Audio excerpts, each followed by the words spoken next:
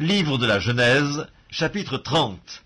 Lorsque Rachel vit qu'elle ne donnait point d'enfant à Jacob, elle porta envie à sa sœur, et elle dit à Jacob, « Donne-moi des enfants, ou je meurs. » La colère de Jacob s'enflamma contre Rachel, et il dit, « Suis-je à la place de Dieu qui t'empêche d'être féconde ?» Elle dit, « Voici ma servante Bila, va vers elle, qu'elle enfante sur mes genoux, et que par elle j'ai aussi des fils. » Et elle lui donna pour femme Bila, sa servante. Et Jacob alla vers elle. Bila devint enceinte et enfanta un fils à Jacob. Rachel dit, « Dieu m'a rendu justice, il a entendu ma voix, il m'a donné un fils. » C'est pourquoi elle l'appela du nom de Dan.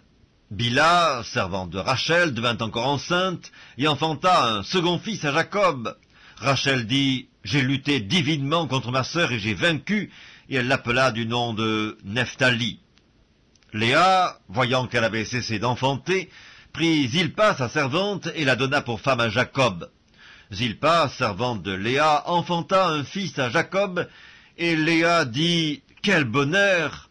Et elle l'appela du nom de Gad. Zilpa, servante de Léa, enfanta un second fils à Jacob. Léa dit, « Que je suis heureuse, car les filles me diront heureuse !» Et elle l'appela du nom d'Azer. Ruben sortit au temps de la moisson des blés et trouva des mandragores dans les champs. Il les apporta à Léa, sa mère. Alors Rachel dit à Léa, « Donne-moi, je te prie, des mandragores de ton fils. » Elle lui répondit, « Est-ce peu que tu aies pris mon mari pour que tu prennes aussi les mandragores de mon fils ?» Et Rachel dit, « Eh bien, il couchera avec toi cette nuit pour les mandragores de ton fils. » Le soir, comme Jacob revenait des champs, Léa sortit à sa rencontre et dit, « C'est vers moi que tu viendras, car je t'ai acheté pour les mandragores de mon fils. » Il coucha avec elle cette nuit. Dieu exauça Léa, qui devint enceinte, et enfanta un cinquième fils à Jacob. Léa dit, « Dieu m'a donné mon salaire, parce que j'ai donné ma servante à mon mari. » Et elle l'appela du nom d'Issachar. Léa devint encore enceinte, et enfanta un sixième fils à Jacob. Léa dit, « Dieu m'a fait un beau don. Cette fois, mon mari habitera avec moi, car je lui ai enfanté 6 fils. » Et elle l'appela du nom de Zabulon. Ensuite, elle enfanta une fille, qu'elle appela du nom de Dina. Dieu se souvint de Rachel, il l'exauça, il la rendit féconde. Elle devint enceinte et enfanta un fils.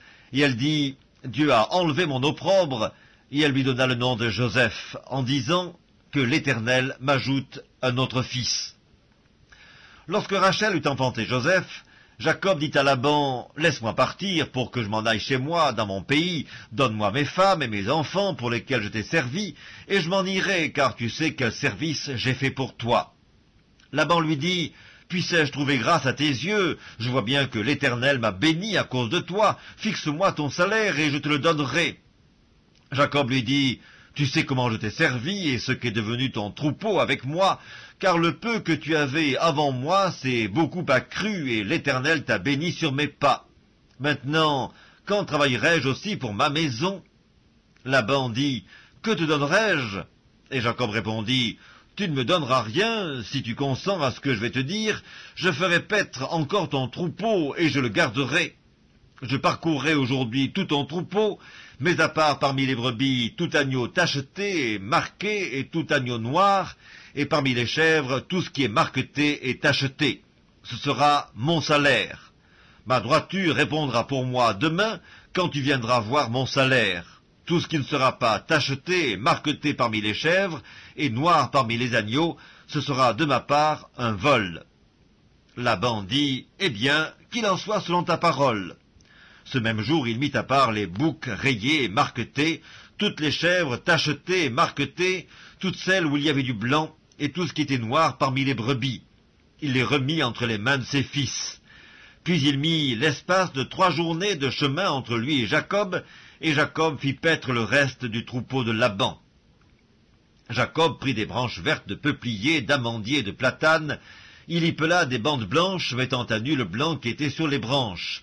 Puis il plaça les branches qu'il avait pelées dans les auges, dans les abreuvoirs, sous les yeux des brebis qui venaient boire, pour qu'elles entrent en chaleur en venant boire. Les brebis entraient en chaleur près des branches, et elles faisaient des petits rayés, tachetés et marquetés. Jacob séparait les agneaux, et il mettait ensemble ce qui était rayé et tout ce qui était noir dans le troupeau de Laban. Il se fit ainsi des troupeaux à part qu'il ne réunit point au troupeau de Laban. Toutes les fois que les brebis vigoureuses entraient en chaleur, Jacob plaçait les branches dans les auges, sous les yeux des brebis, pour qu'elles entrent en chaleur près des branches. Quand les brebis étaient chétives, il ne les plaçait point, de sorte que les chétives étaient pour Laban et les vigoureuses pour Jacob. Cet homme devint de plus en plus riche, il eut du menu bétail en abondance, des servantes et des serviteurs, des chameaux et des ânes.